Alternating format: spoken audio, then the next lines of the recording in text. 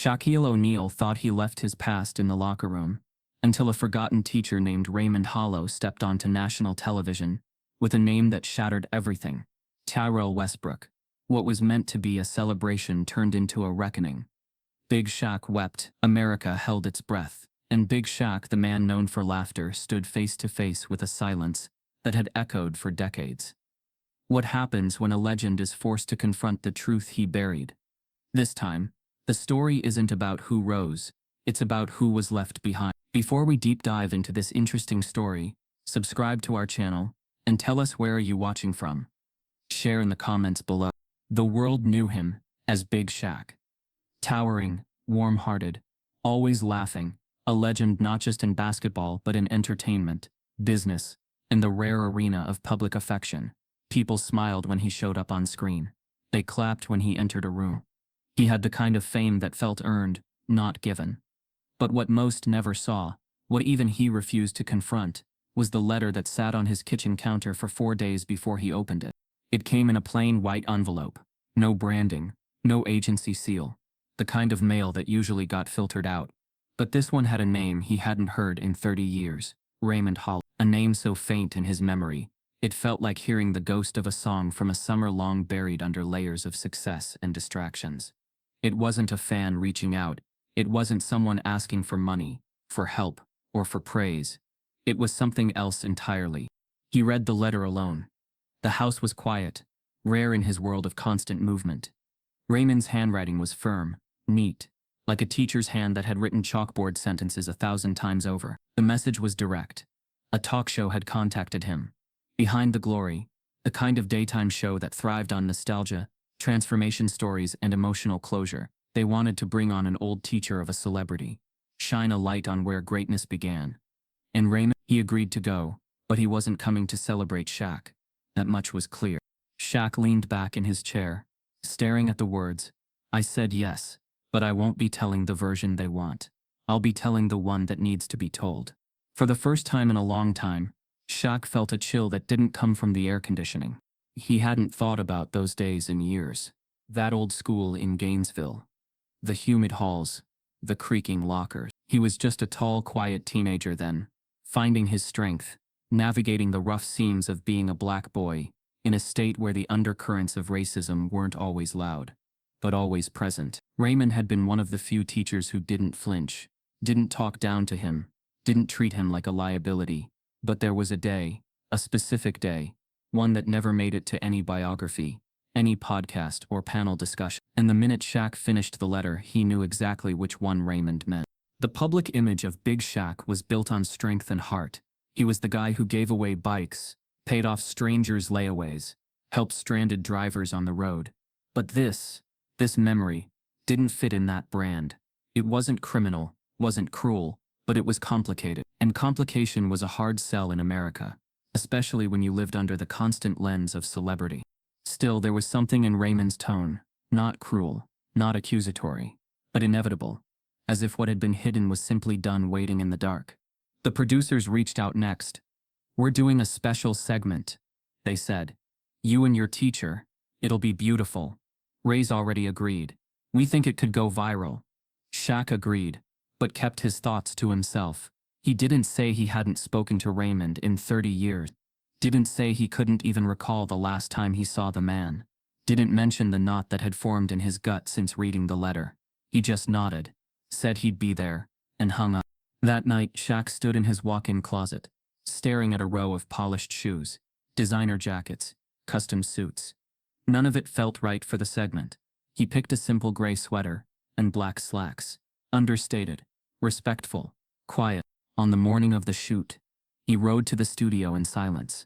No music, no entourage, just the sound of tires moving on pavement, and the low hum of a city that never stopped moving. He stared out the tinted window, watching people start their day, wondering how many of them carried memories they'd never spoken aloud. Memories that didn't scream trauma, but whispered guilt. The driver turned down a side street behind the studio. Shaq's phone buzzed. A message from the producer.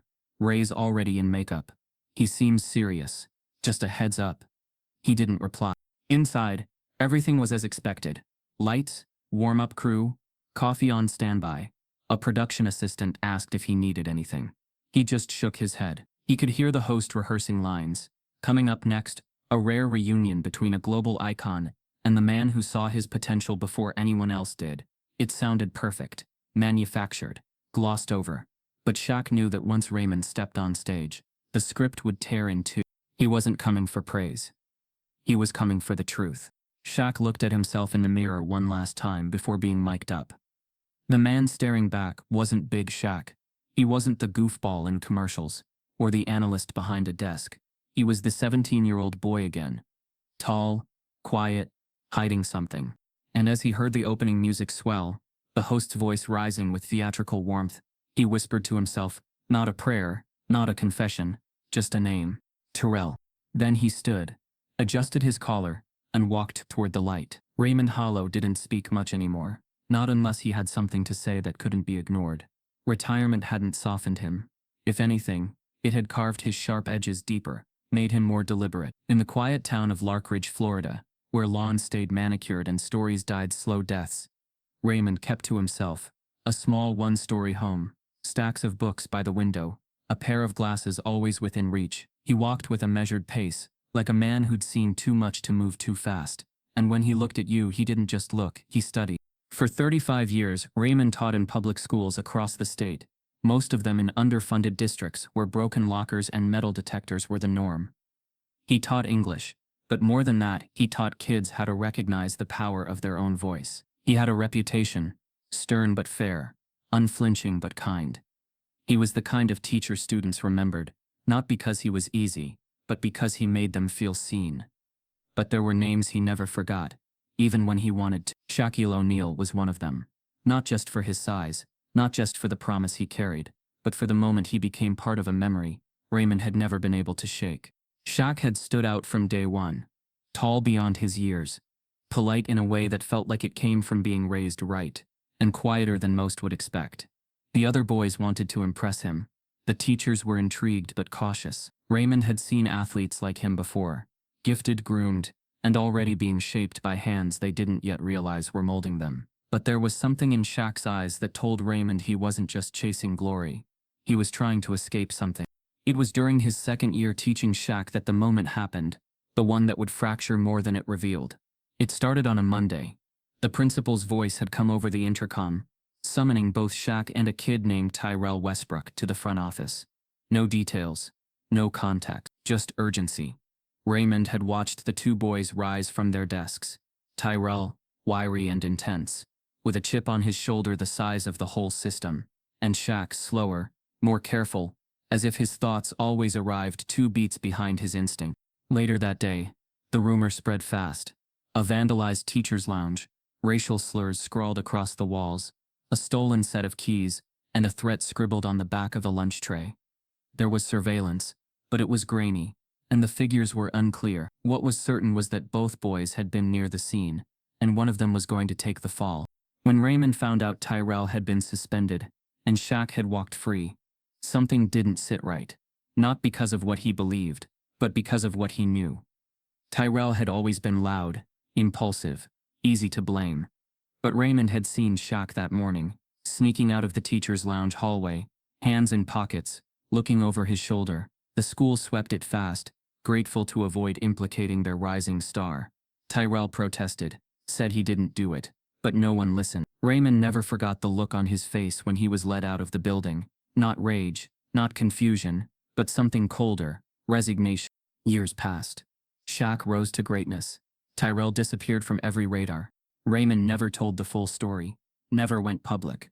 But he never forgot it. And when Behind the Glory called, asking if he'd be interested in appearing on a segment honoring Shaquille O'Neal, he paused for a long moment before saying yes. Not because he wanted revenge, not because he sought fame, but because it was time for the silence to end. He pulled the box from the top shelf in his closet, the one labeled Gainesville. Inside were folders, notes, yearbooks, and a journal. He flipped it open to a page he had marked years ago. February 14th. Tyrell took the blame. Shaq looked away. I said nothing. Raymond was a man who believed in the power of words, but also in the weight of their absence. He'd watched generations of kids fall through cracks, punished not by what they did, but by who they were. Racism in Florida wasn't always loud. It was strategic, dressed in dress codes, in suspension stats, in administrative silence. That day at the school, it wasn't just a failure of truth. It was a surrender to a system that chose convenience over justice. Now, sitting in the back of a rideshare headed to the studio, Raymond clutched his worn leather briefcase. Inside it were notes, not for a speech but for memory. He didn't want applause. He didn't want a hug. He wanted clarity. He wanted the version of the past that had been dusted over by time to finally breathe in the open air. The driver glanced at him through the rearview mirror. "You here for that show taping?" he asked casually. Raymond nodded. "Big Shaq's gonna be there, right? Man, that dude's a legend. Used to crack me up." Raymond gave a thin smile. "He still does." The studio came into view. Cameras, assistants, microphones clipped and checked. Raymond stepped out, his gait steady. A producer approached, all energy and politeness, handed him a water bottle, and rattled off instructions he barely heard. He'd already decided, if they tried to sugarcoat it, if they tried to push him into a highlight reel moment, he'd walk. He wasn't here to relive nostalgia. He was here to tell the truth. As he waited in the green room, Raymond thought of Tyrell. Wondered where he was now. If he'd ever told anyone. If he'd buried the moment. Or built himself around it. There were no records. No updates. Just the echo of a choice that had cost a young man his future. And allowed another to rise, untouched. And then they called his name. Raymond stood, adjusted his jacket, and walked toward the set. He wasn't nervous. He wasn't eager. He was ready. This wasn't about blame. This was about something bigger. Not just what Shaq had done, but what he hadn't. And finally, someone was going to say it out loud. The set of Behind the Glory was dressed in the polished glow of morning light. All soft blues, warm lighting, and the illusion of intimacy.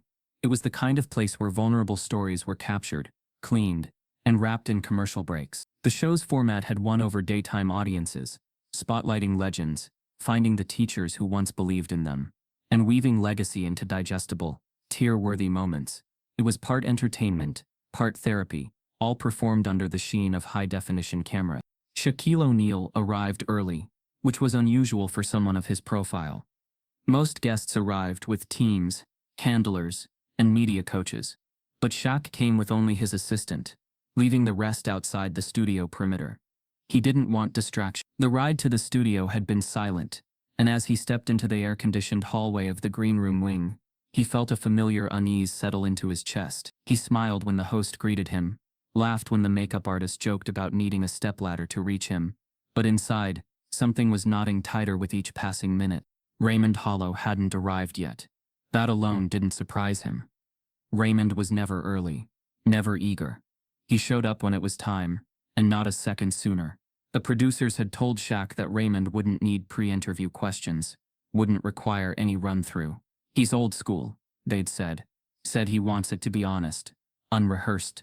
Shaq had nodded, but it didn't sit right. Unrehearsed, on national television, meant unpredictable. And that, more than anything, was what worried him. He walked to his dressing room, sat down in front of the large mirror, and caught a glimpse of himself, not as the public saw him, but as he remembered himself back then. Gainesville, 1988. His skin less smooth, his eyes less practiced. The version of himself who hadn't yet learned the art of public silence, and with that reflection came the face. Tyrell.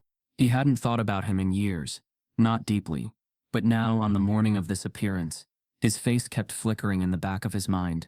Not the angry version, not the hurt one, the quiet one, the Tyrell who had sat across from him in the cafeteria, chewing slowly, nodding without speaking. The Tyrell who had been escorted from school without raising his voice once. That was the face that lingered. A knock interrupted his thoughts. The assistant producer leaned in. "Raymond's here. Just got mic'd. We're on in 20. Shaq nodded, forcing a breath through his nose. He stood, fixed his collar, and moved toward the set. Raymond Hollow sat in the corner, calm and unreadable. Same briefcase, same posture. He didn't stand when Shaq walked in, didn't offer a smile, but he didn't scowl either. The two men made eye contact. It was not hostile, but it was heavy. "You good?" Shaq asked, his voice steady but quieter than usual. Raymond nodded once. "You ready?" he asked, and it wasn't small talk. It was a challenge. Neither man said more. They didn't need to. The floor manager signaled, "We're going live in 5. As the cameras rolled, the host's voice soared into its familiar rhythm. "Today, we're joined by one of the most iconic athletes in American history. But this isn't a story about championships. This is about the roots of greatness. And the teacher who saw something no one else did." Applause rose from the studio audience. The wide shot panned out. Shaq on the left, Raymond on the right, with the host seated between like a referee in a courtroom, disguised as a talk show. The lighting was flawless. The smiles were not. The host began with the surface. "Shaq, take us back to your high school years. What was it like being that kid, tall, talented, with so much potential?" Shaq gave the practiced response. The usual story of being misunderstood. The quiet boy who found comfort in gymnasiums. The value of teachers who didn't treat him like a freak. But even as he spoke, he knew the words were floating. Not lying, not untrue, but distant from the heart of why they were there. Then the host turned. "And Raymond, what do you remember about Shaq the student?" Raymond leaned forward, the microphone catching the shift in weight. "I remember a young man who had power he didn't know how to carry. Not just on the court, in the room, in silence. He could move things without moving a finger." The host smiled, sensing an emotional pull. "Sounds like you saw leadership in him early." But Raymond didn't follow the cue. "I saw hesitation, and I saw a moment where that hesitation cost another student dearly." The air tightened. The audience hushed. The host, caught off guard, tried to redirect. "You're referring to a specific incident?" Raymond nodded slowly. "I am." Shaq shifted in his seat, jaw tightening. Raymond continued, measured. "It was February 1988. Vandalism at the school. Threats. Racial slurs on the walls. 2 boys questioned. 1 suspended, 1 not." The audience murmured. The host glanced toward the producers, waiting for a signal. None came. The story had breached the script, and yet the cameras stayed rolling. "I was there," Raymond said. "I knew the truth, and I said nothing.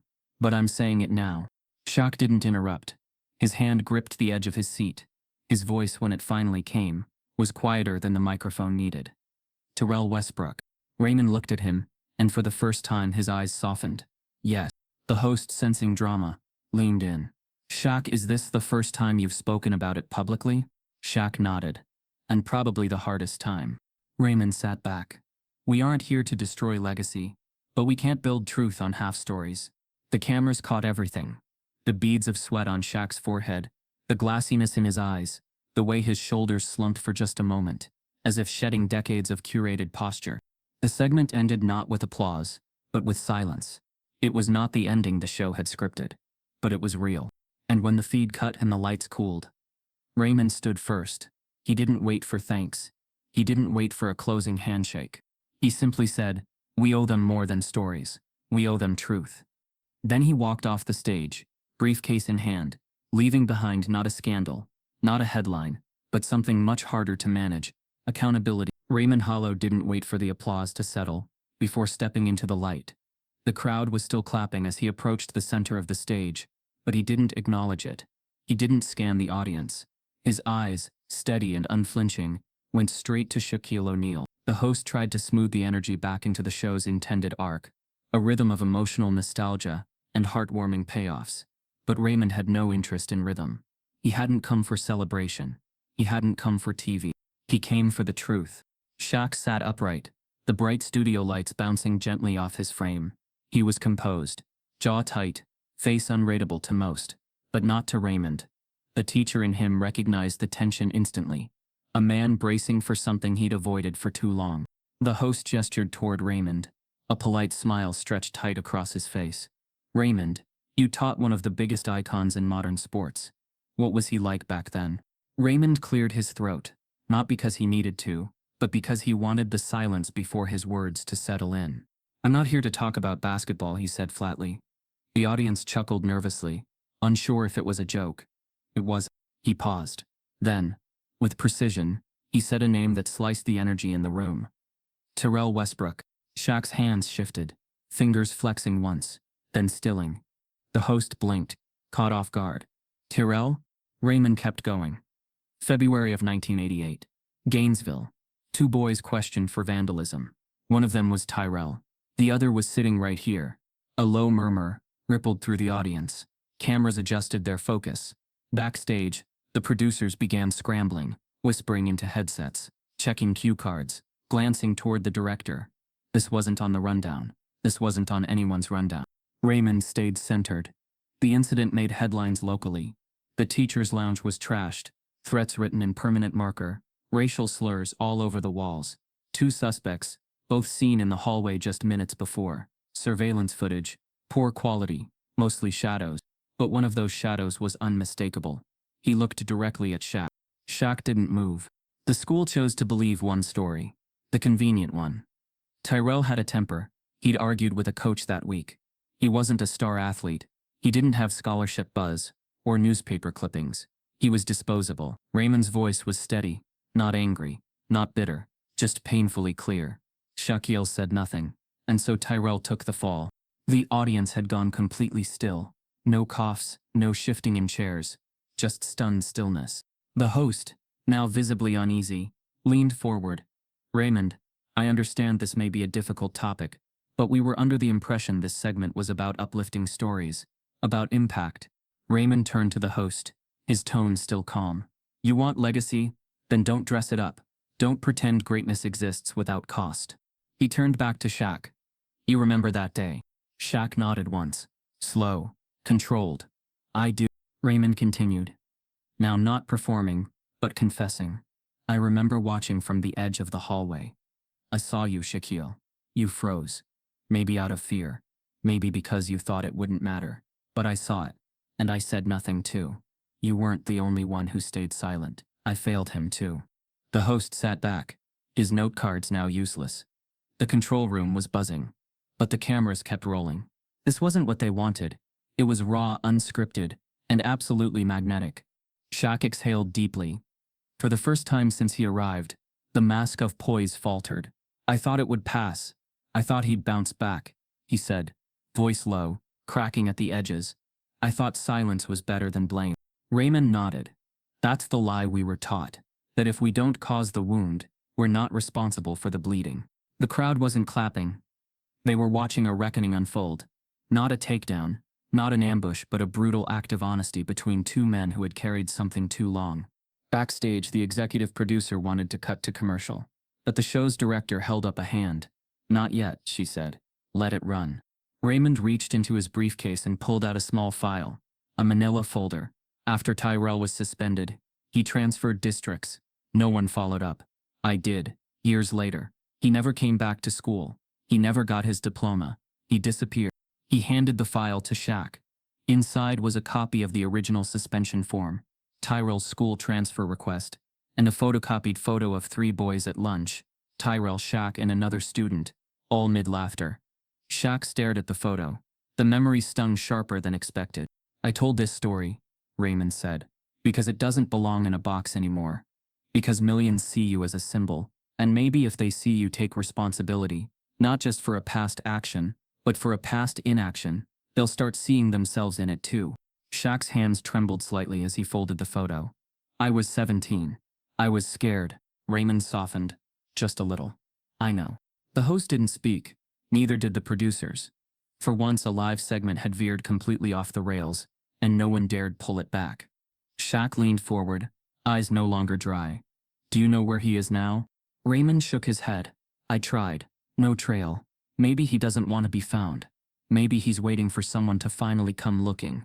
The lights above the stage dimmed slightly as the show wound toward a commercial break, but the emotional current between the 2 men stayed fully lit. The audience didn't need scripted lines or swelling music. They had truth raw, uncomfortable, overdue. When the segment finally cut to black, there was no applause, just breathless stillness, followed by a wave of introspective energy that moved through the studio like fog, slow, quiet, and inescapable. The truth had landed, and no one in the room would leave the same. The lights were still warm from the last segment. The air in the studio stretched thin with silence. Even the audience, so conditioned to applaud, to react, to move with the cues of daytime television, sat frozen.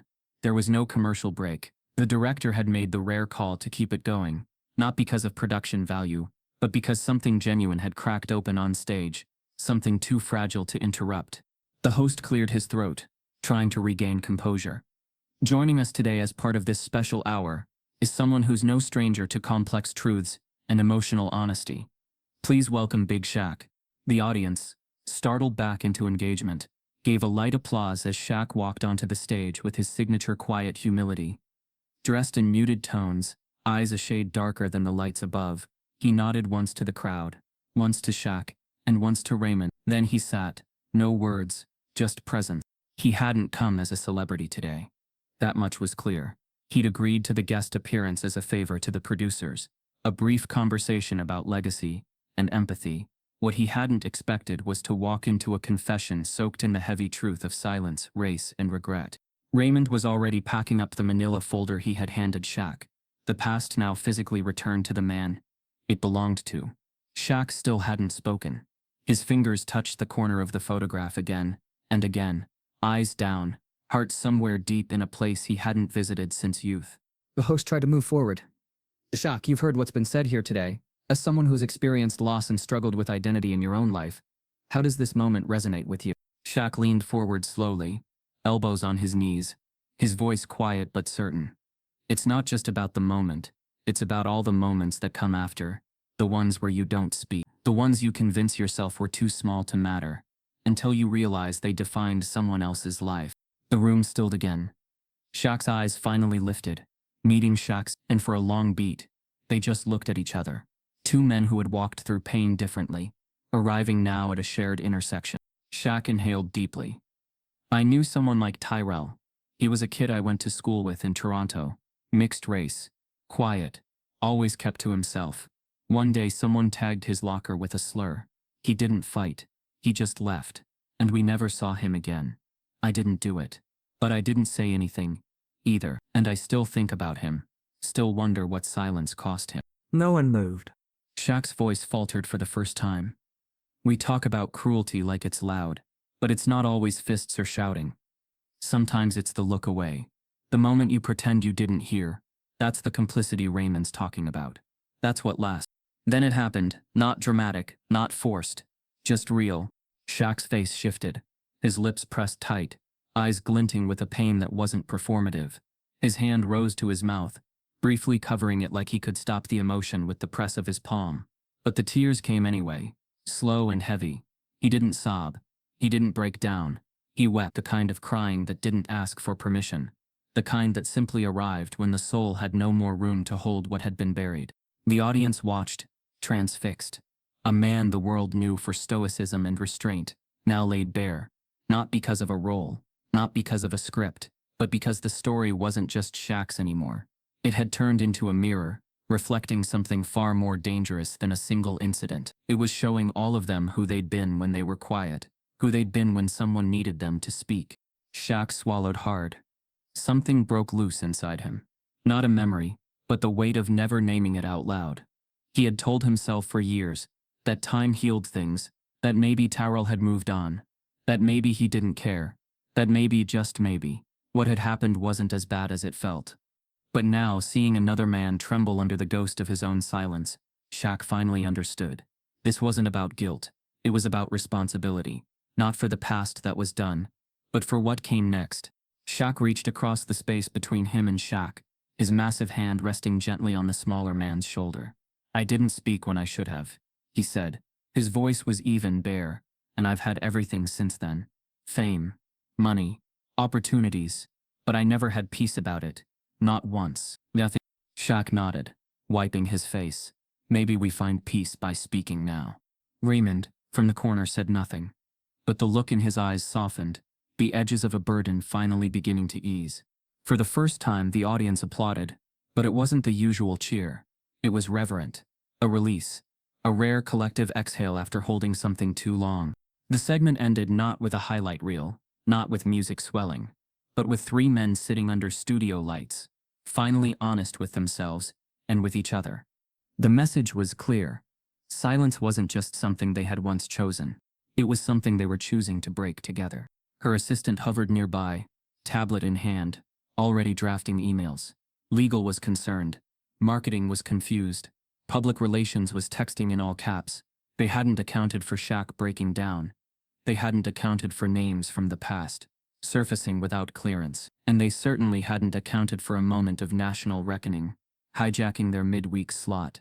On set, the camera feed caught a hushed exchange between Shaq and the host, who clearly didn't know how to recover the segment. The host kept glancing off stage, toward the side curtains where Donna now stepped in, motioning for the stage manager. "Pull him during the reset," she said. "We'll go to commercial, shift the energy, keep the rest tight, wrap with a tribute montage and cut anything from the last 10 minutes. But the stage manager hesitated, looking toward the live audience, who were still visibly caught in the emotional aftermath. Donna's voice dropped an octave. "We are not turning this show into a confessional booth for racial trauma. This is daytime television, not public policy." The stage manager gave a nod and turned away. Donna exhaled, pinching the bridge of her nose. But before she could retreat to the shadows of production again, she caught a movement in her periphery, a silhouette taller than everyone else in the room, stepping off the set with quiet force. Shaq. He approached her without hesitation. No cameras on him now, no audience watching, just a man who had sat in silence too long, and was now done with it. "We're not cutting anything," he said, voice low, measured, but unmistakably final. Donna raised an eyebrow. "Shaquille, I understand this is personal, but we have format protocols." "Protocols didn't protect Tyrell," he interrupted. "Protocols made him disappear." Donna tried a different tack. "You've built a legacy of joy, humor, heart. Do you really want to make this your public pivot?" Shaq stepped closer. "I've built a legacy on what people could see. That doesn't mean I lived clean. I want to finish the story." She stared at him, calculating. "There's risk here, Shaq. Brands are watching.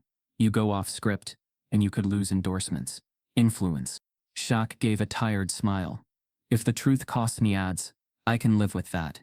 If it buys me peace, I'm all in." Donna didn't nod, but she didn't stop him, either. Shaq turned back toward the set, re-entering the space, just as the floor crew counted down from commercial break.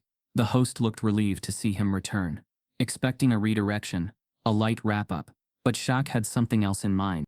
He reached for the mic again, his voice steady. "There's something I need to say, and not just about what Raymond said.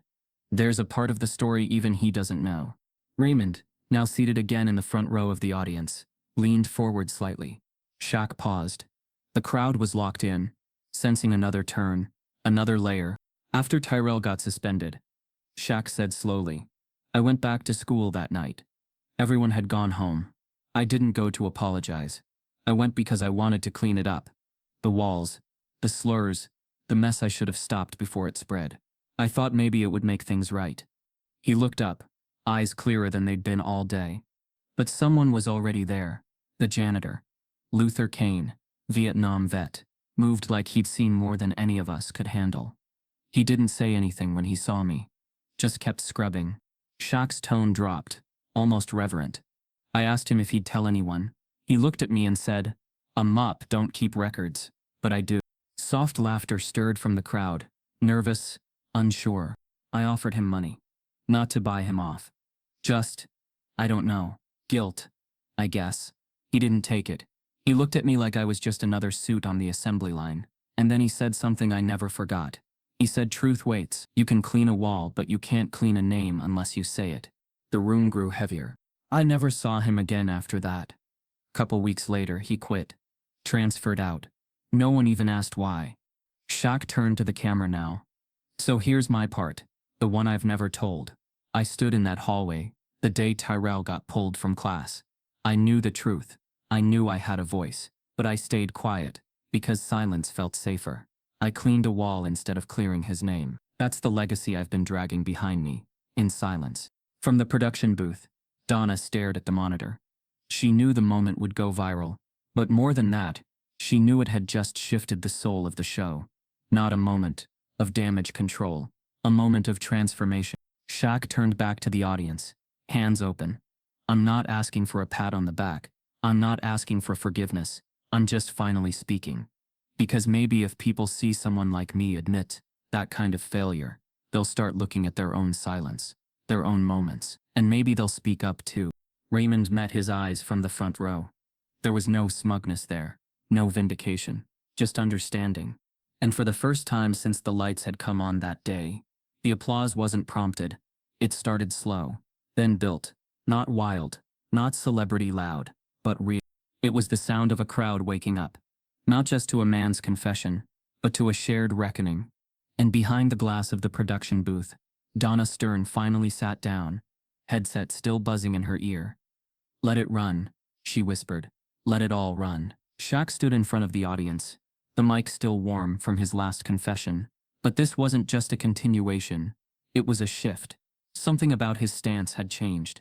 Not heavier, not broken, but focused. The kind of focus a man has when he stops trying to edit the past and finally decides to confront it. He looked out over the audience, past the stage crew, past the cameras, past the producers holding their breath behind glowing monitors. And then he spoke. No cue cards, no questions, just the weight of memory finding its voice. "There's something I didn't say earlier," he began, "because I didn't know if I had the strength to tell it. But I realized, that's exactly why I need to." The crowd hushed. He wasn't emotional this time. Not like before. This was something else. An unearthing. It was the night after Tyrell got suspended. I couldn't sleep. I remember lying in bed, staring at the ceiling, thinking maybe if I just went back to the school, did something, cleaned up the mess, fixed what I could, maybe it would feel like I'd done something. He paused, steadying his breath. So I got dressed, grabbed my bike, and rode to the school. It was close to midnight. I had the key code to the back gym. Coach used to let me in for early drills, but I didn't go there. I went to the teacher's lounge. He scanned the faces in the crowd, watching the shift from curiosity to concern.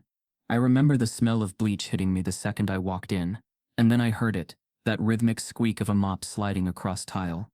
I wasn't alone. He adjusted his stance, eyes distant now. That's when I saw him. Luther Kaine. The name hovered in the air. Most didn't recognize it. But for Raymond, sitting in the audience, it landed like a pin to the chest.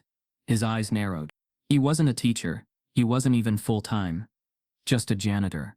But people knew not to mess with him. Tall, wiry, always wearing the same olive green jacket, no matter how hot it got.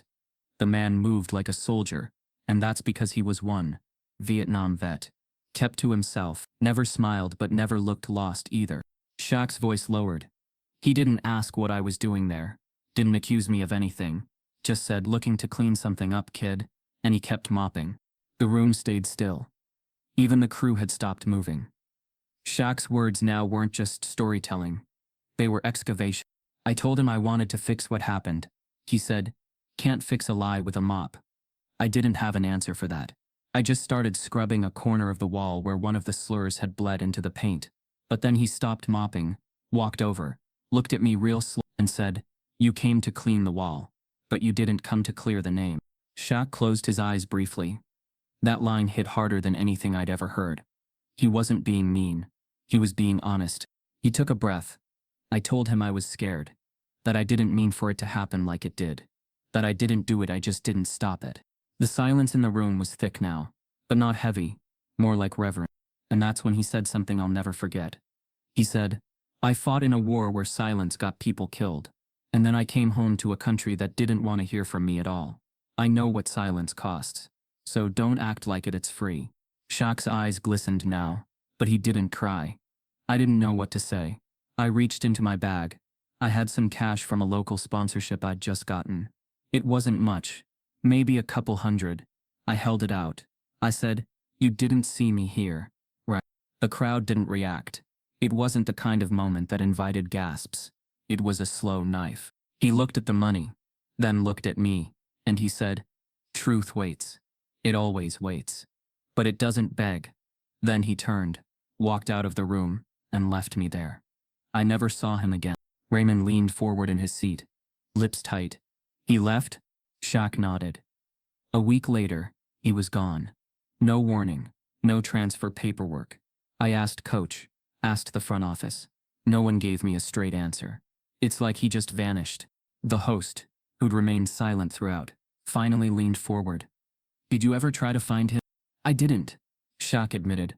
"For a long time, I didn't want to. Because if I found him, it would mean facing what I did, what I didn't do." He held up a small slip of paper, aged, folded, torn at the edges. "I did find something later though. In my senior year locker. No name, just this note.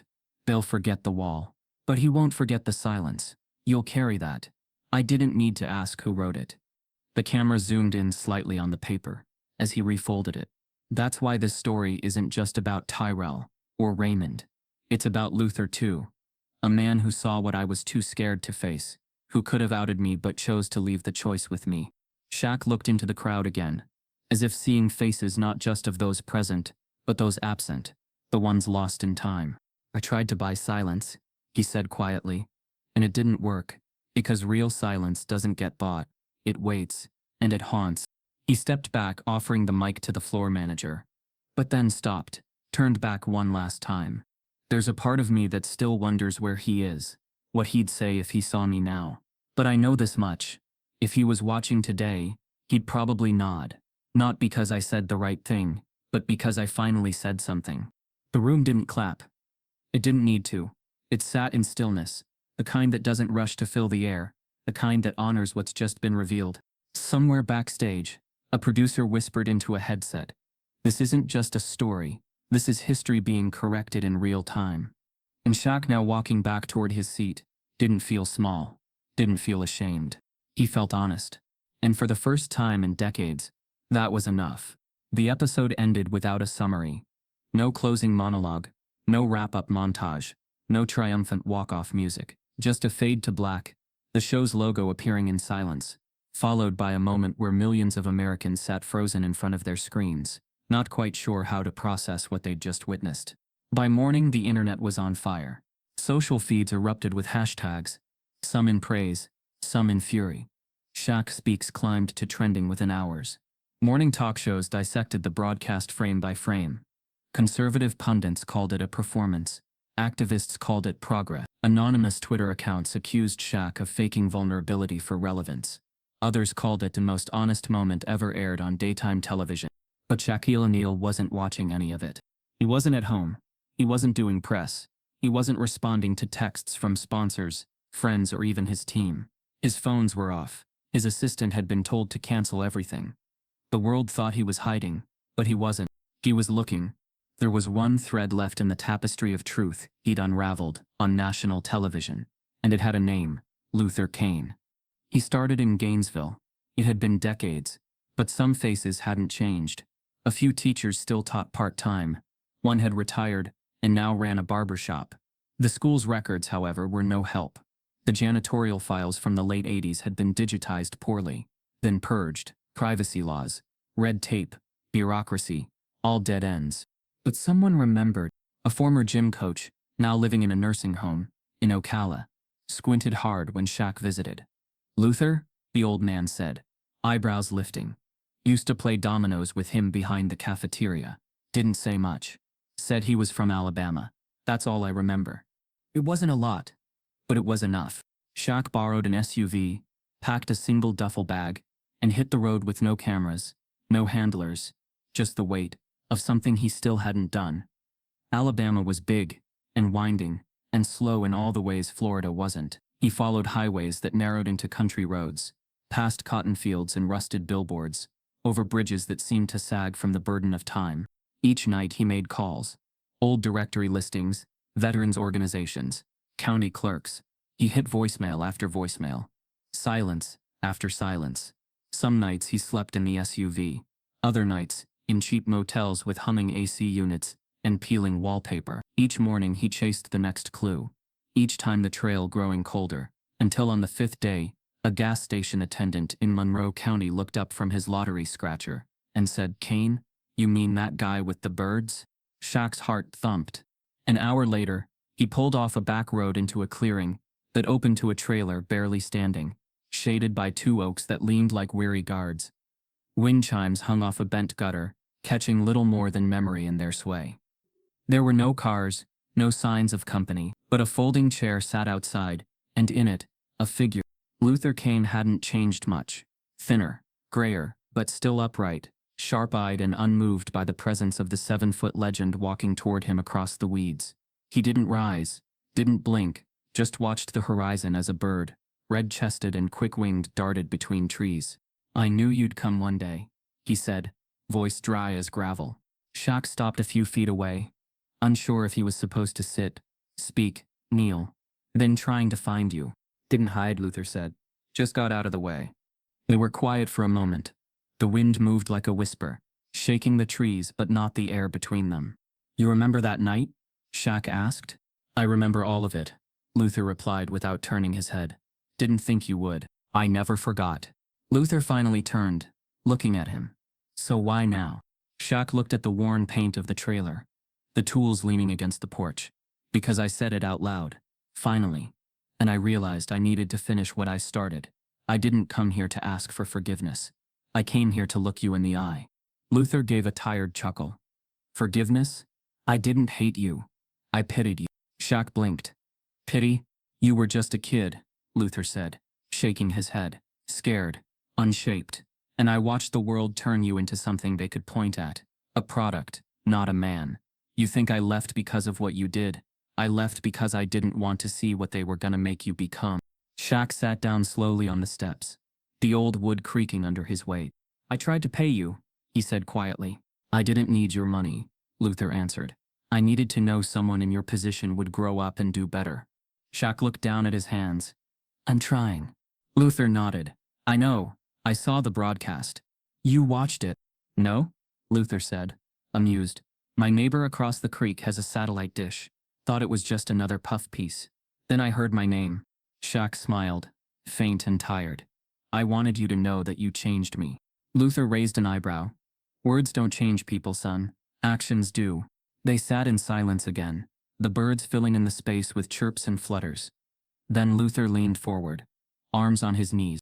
You want real redemption? Shaq nodded. Then go find Tyrell. Shaq looked up. You think he wants to see me? I don't know, Luther admitted. Might not. Might slam the door in your face. But it ain't about what he wants. It's about what you owe. You want peace? Go give him his truth back. It's the one thing this world kept stealing from him. Shaq felt a lump in his throat, but he pushed it down. Do you know where he is? Luther looked up at the sky, squinting. Heard he's in Ohio. Teaches at a small college. Went back, got a degree. Teaches kids about systems. Irony, huh? Shaq stood. The journey wasn't over. It was only just beginning. Luther didn't get up to shake his hand. He didn't say goodbye, just watched the birds scatter as Shaq walked back to the SUV. You ain't done yet, Luther called after him. Shaq paused, turning slightly. But you're finally on the right road. There are two kinds of silence. The kind you choose, and the kind you inherit. Shaq had lived with both. One had kept him safe. The other had buried a boy's future. Now, decades later, he was on the road again. Not because someone asked him to be, not because a camera crew followed him, but because he couldn't sit in his comfort anymore. Not after Luther Kaine's words. Not after the weight of a truth too long delayed. Tyrell Westbrook had always been a ghost in his memory. A name. A face in the locker room. A presence that vanished without drama, just disappeared into the folds of a system that knew how to lose people who didn't make headlines. But Shaq was done letting that system have the final word. So he followed what few threads he could. A colleague of Luther's had once mentioned Tyrell's name in an alumni article. A deeper dive turned up a faculty directory from a quiet liberal arts college in southern Ohio. No photos, just a name. Professor Tyrell Westbrook, Department of Youth and Social Justice Studies. Shaq booked a flight. Alone. No press team. No announcement. Just him. A notebook and a promise that whatever came next he wouldn't flinch. The campus was small, tucked into the bones of a college town that hadn't changed much in 40 years. Brick buildings, worn stone paths, and trees that still remembered the civil rights marches of the 60s. Students moved between classes with earbuds and backpacks, eyes on screens, lives in motion. No one noticed him at first. He kept the hood of his sweatshirt pulled up, his stride slow. He found the building. Deering Hall, Social Science and Public Policy. Inside, the halls were lined with murals painted by students. One caught his attention, a raised hand, not in power but in protest. Beneath it, a quote, "The system doesn't collapse on its own. It has to be seen, challenged and replaced." It wasn't a tribute. The name on the office door confirmed it. Tyrell Westbrook, Ph.D. Shaq didn't knock. Not yet. Instead, he waited outside the room, standing to the side, listening. Inside, a class was in session. He heard Tyrell's voice, Older now, deeper, but unmistakable.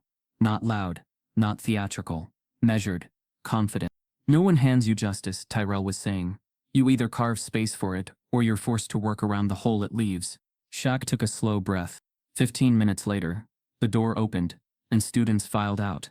Some engaged in quiet debate, others absorbed in their phones. One student, a girl with a nose ring and a defund fear shirt, noticed him. Wait, are you? Shaq raised a finger to his lips. She froze, then nodded slowly. He could see it in her eyes. Recognition, respect, curiosity. But she kept moving. She understood that this wasn't a moment for autographs. Tyrell came out last. He saw Shaq immediately. And stopped. There was no surprise on his face. Just a pause, like a mental recalibration. As if he'd always known this moment could come. And now that it had, he wasn't sure how it should feel. Shaq took a step forward. I'm not here for a scene, he said quietly. I'm not even here for you to say anything. Tyrell crossed his arms. Then why are you here? Shaq looked him in the eye. Because I owe your students the truth. And you shouldn't have to be the one to carry it alone. Tyrell hesitated. He didn't smile. He didn't invite him in. But he didn't walk away, either. Room 220, he said after a long moment. Next class starts in 10 minutes. You've got 15 if you're staying. Shaq nodded. I'll be quick. The classroom was simple. Rows of desks, a whiteboard, 2 flags in the corner, one American, one with the Pan-African colors. The students entered slowly, confused at first, then buzzing when they saw who was standing at the front. Shaq didn't introduce himself. Didn't start with a joke. He didn't wear the persona they were used to. He just stood there, hands folded in front of him, and began to speak. I'm not here to talk about basketball, he said. I'm not here to talk about fame or endorsements. I'm here because when I was 17, I made a choice that wasn't loud. It didn't make headlines, but it changed someone's life. He told them the story. Not the polished version, not the abridged one. He walked them through the day. Tyrell was suspended. Through his silence, through the night with Luther Kaine, through the money he tried to offer, through the fame that came too fast, and the shame that followed, slow but permanent. He watched their faces, young, sharp, listening not with awe but with awareness. These weren't fans, they were witnesses. I was protected by a system that eats people who don't look like me, Shaq said, and I stayed quiet. That silence gave me opportunities. But it stole someone else's. He paused. Let the room sit in that. There's no speech that undoes that, he added. No public apology that redeems it. But there's something in telling the truth. Not because it gets you credit, but because it puts the weight where it belongs. A student raised their hand. Shaq nodded. Why now? The student asked. Why not earlier? Shaq didn't dodge. Because I didn't have the courage. Because I bought into the lie that doing good now made up for doing nothing then. But that's not how it works. Another hand. What should we do when we see it happening around us? Shaq looked at Tyrell, seated in the back corner. Their eyes met, still no expression, no nod, no forgiveness, just presence. You speak, Shaq said, even when it's uncomfortable, especially then, because silence. It's not neutral, it's permission. He stepped back. That's all I came to say. The room didn't erupt in applause. That wasn't the space for it. But the silence that followed had weight. It was an acknowledgement, an agreement. As the students began filing out, Shaq stayed where he was. He waited until the last student left. Then he turned toward Tyrell, who hadn't moved. I didn't come here expecting anything, Shaq said quietly. Not even this. Tyrell rose slowly. Walked to the front. For a moment they stood face to face. 2 men who'd once been boys on opposite sides of a decision neither had ever truly escaped. You were right, Tyrell said finally. Shaq raised an eyebrow. About what? This wasn't about you. Shaq nodded. I know. Tyrell turned to leave, then paused. Looked back. His face was still unreadable. But something had shifted. Not warmth, not closure, but recognition. He nodded once. That was all. And then he was gone. Shaq stood alone in the room for another minute, breathing in the echo of everything unsaid, and everything finally spoken.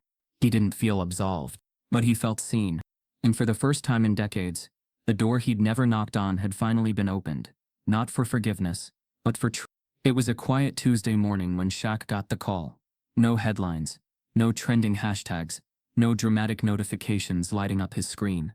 Just a voicemail from a number he didn't recognize, with a message delivered in a low, steady voice. Mr. O'Neal, this is Dr. Morris from Riverbend Hospice. Raymond Hollow passed away in his sleep last night. Peaceful. No pain. Thought you should know. Shaq sat still for a long time after playing it. The city beyond his windows buzzed like usual. Delivery trucks humming past, joggers tapping across sidewalks. The morning beginning as if the world hadn't just lost something irreplaceable, as if it hadn't just shifted again in a way that felt personal. He didn't reply right away. He didn't tell anyone. He just sat with it. The funeral was small, just a few former colleagues, 2 nieces, a neighbor who brought cornbread to every holiday. Raymond hadn't been the kind to collect people, but the ones who stood graveside that morning weren't there because of popularity. They were there because he mattered. Shaq stood beneath a gray sky, in a plain navy suit, no sunglasses, no entourage. He wasn't there as Big Shaq, basketball legend, corporate face, or media personality. He was there as a man who had once sat in a desk 2 rows from the back of room 2114, staring at a chalkboard Raymond Hollow had owned like a pulpit. When the pastor gestured for someone to speak, there was a pause. Then Shaq stepped forward. He didn't read from notes. He didn't need to. Raymond Hollow didn't raise his voice. He began, hands folded. But he could strip the air out of a room with a look. He didn't hand out praise easily. He made you earn it. And when he gave it, it stuck. He looked out over the few faces, then back to the casket. He taught me how to write a thesis statement, when I barely knew how to structure a thought. He taught me that silence, the kind that looks safe, is sometimes the most dangerous thing in the world. And most of all, he taught me that the truth doesn't expire. It waits. His voice didn't waver, but his jaw clenched once briefly. We didn't always agree, and I wish we'd had more time to disagree. But he gave me something I never knew I needed: accountability, and I'll carry that, not as guilt, but as direction. There was no applause, just the sound of wind brushing tree leaves, and a single crow cawing in the distance. But the moment held. Later, back in his truck, Shaq stared at the rearview mirror. The reflection didn't show a superstar. It showed a man trying to do right by the people who had believed in him, and the ones who demanded better of him, even when it hurt. A week passed. Then 2. The episode of Behind the Glory, re-aired in prime time. Ratings shattered records. But what came next wasn't more fame. It was more reflection. The segment had sparked something deeper than controversy. College classrooms used the story in media ethics debates. High school students brought up Tyrell Westbrook in essays about justice. Talk shows dropped celebrity gossip segments for 1 week, just to talk about complicity. And then Shaq's op-ed dropped. The title read, "When Silence is the Villain." It wasn't about Shaq, though his name was mentioned. It wasn't even about Raymond. It was about all the times Shaq himself hadn't spoken. About a world trained to prize comfort over truth. About how watching someone like Shaq publicly admit failure without demanding sympathy had reminded him of the kind of masculinity worth preserving. It's easy to be heroic in fiction, Shaq wrote, but the real test is how we act when the camera isn't rolling. Public accountability isn't a threat, it's a mirror. And when giants kneel, not from weakness but from reckoning, they don't fall, they shift the ground for the rest of us. The article went viral, not because it was eloquent, but because it hit a nerve. America was a country built on stories, and this one had scratched through the polish of reputation to reveal something raw. A man learning to live honestly in real time. In the weeks that followed, Shaq launched a foundation. Quietly at first, no gala, no red carpet, just a name and a mission. Voices left behind. It wasn't for athletes, it was for the invisible ones. The substitute teacher who never got credit. The janitor who noticed more than anyone. The counselor who was pushed out for pushing back. The mentor whose name never made the yearbook. The website launched with a single paragraph: "Some people change the world quietly. It's time they were heard." Then one morning, a package arrived. No return address. Postmarked 3 weeks earlier. Inside was a letter folded twice. Clean, careful penmanship. The top line read, "To Shaquille, not the icon, but the student." Shaq sat at his desk and unfolded the rest. It was dated a full week before the show had aired. The ink didn't shake. The lines were straight. "I don't expect you to remember everything. Students rarely do. But I remember the look on your face when Tyrell was let out. Not guilt, not malice. Confusion. I saw a boy trapped in a system that asked him to play a role he didn't write. I never wanted to shame you. I wanted the world to understand something we forget too easily. Even giants can kneel. And when they do, the ground shakes in the right direction. Shaq read it twice, then a third time. He didn't weep, but his hand stayed on the paper long after the words had settled into his skin. He folded it again, placed it back into the envelope, and tucked it into the inside pocket of a framed display in his study. Not the one holding his MVP award, not his Olympic medals, but a shadow box he'd only recently started building. Inside were three things: Tyrell's yearbook photo, a copy of the student essay written after his talk in Ohio, and now, Raymond Hollow's letter. There were no trophies in that box, but to Shaq it held the only victories that still mattered. What if the stories we ignore are the ones that shape us most? If this one moved you, don't let it stop here. Share it in rooms that need truth, not comfort. Keep the conversation going where silence once lived. Because accountability isn't a moment, it's a movement. And every movement needs voices brave enough to echo.